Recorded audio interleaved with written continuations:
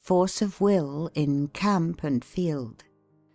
Oh, what miracles have been wrought by the self-confidence, the self-determination of an iron will! What impossible deeds have been performed by it! It was this that took Napoleon over the Alps in midwinter.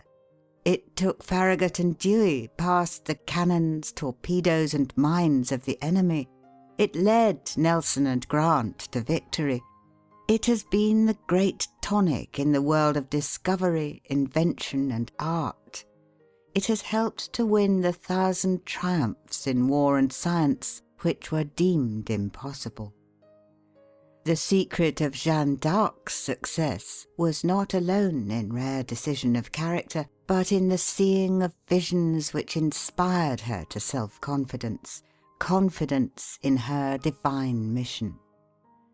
It was an iron will that gave Nelson command of the British fleet, a title and a statue at Trafalgar Square. It was the keynote of his character when he said, "When I don't know whether to fight or not, I always fight." It was an iron will that was brought into play when Horatius, with 2 companions, held 90,000 Tuscans at bay until the bridge across the Tiber had been destroyed; when Leonidas at Thermopylae checked the mighty march of Xerxes; when Themistocles off the coast of Greece shattered the Persians' armada; when Caesar, finding his army hard pressed, seized spear and buckler and snatched victory from defeat; when Winkelried gathered to his breast a sheaf of Austrian spears and opened a path for his comrades; when Wellington fought in many climes without ever being conquered; when Ney, on 100 fields, changed apparent disaster into brilliant triumph; when Sheridan arrived from Winchester as the Union retreat was becoming a rout, and turned the tide; when Sherman signalled his men to hold the fort, knowing that their leader was coming.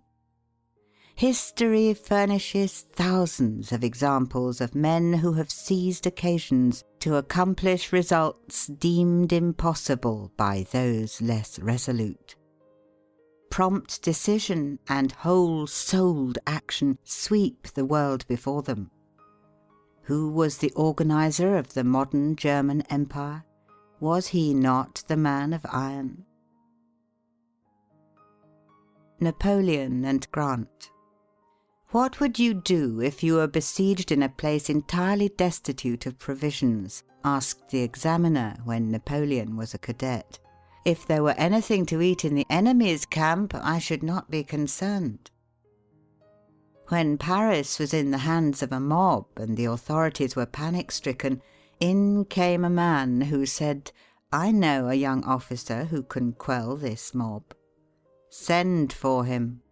Napoleon was sent for. He came, he subjugated the mob, he subjugated the authorities, he ruled France, then conquered Europe. May 10th, 1796, Napoleon carried the bridge at Lodi in the face of the Austrian batteries trained upon the French end of the structure. Behind them were 6,000 troops. Napoleon massed 4,000 grenadiers at the head of the bridge, with a battalion of 300 carbineers in front. At the tap of the drum, the foremost assailants wheeled from the cover of the street wall under a terrible hail of grape and canister, and attempted to pass the gateway to the bridge. The front ranks went down like stalks of grain before a reaper. The columns staggered and reeled backward, and the valiant grenadiers were appalled by the task before them. Without a word or a look of reproach, Napoleon placed himself at their head, and his aides and generals rushed to his side. Forward again over heaps of dead that choked the passage, and a quick run, counted by seconds only, carried the column across 200 yards of clear space, scarcely a shot from the Austrians taking effect beyond the point where the platoons wheeled for the first leap. The guns of the enemy were not aimed at the advance. The advance was too quick for the Austrian gunners. So sudden and so miraculous was it all that the Austrian artillerists abandoned their guns instantly, and their supports fled in a panic instead of rushing to the front and meeting the French onslaught. This Napoleon had counted on in making the bold attack. What was Napoleon but the thunderbolt of war? He once journeyed from Spain to Paris at 17 miles an hour in the saddle. "Is it possible to cross the path?" asked Napoleon of the engineers who had been sent to explore the dreaded pass of St. Bernard. "Perhaps," was the hesitating reply. "It is within the limits of possibility." "Forward, then." Yet Ulysses S. Grant, a young man unknown to fame, with neither money nor influence, with no patrons or friends, in 6 years fought more battles, gained more victories, captured more prisoners, took more spoils, commanded more men than Napoleon did in 20 years. "The great thing about him," said Lincoln, "is cool persistence." Don't swear, fight. When the Spanish fire on San Juan Hill became almost unbearable, some of the Rough Riders began to swear. Colonel Wood, with the wisdom of a good leader, called out, amid the whistle of the Mauser bullets, "Don't swear, fight!" In a skirmish at Salamanca, while the enemy's guns were pouring shot into his regiment, Sir William Napier's men became disobedient. He at once ordered a halt and flogged 4 of the ringleaders under fire.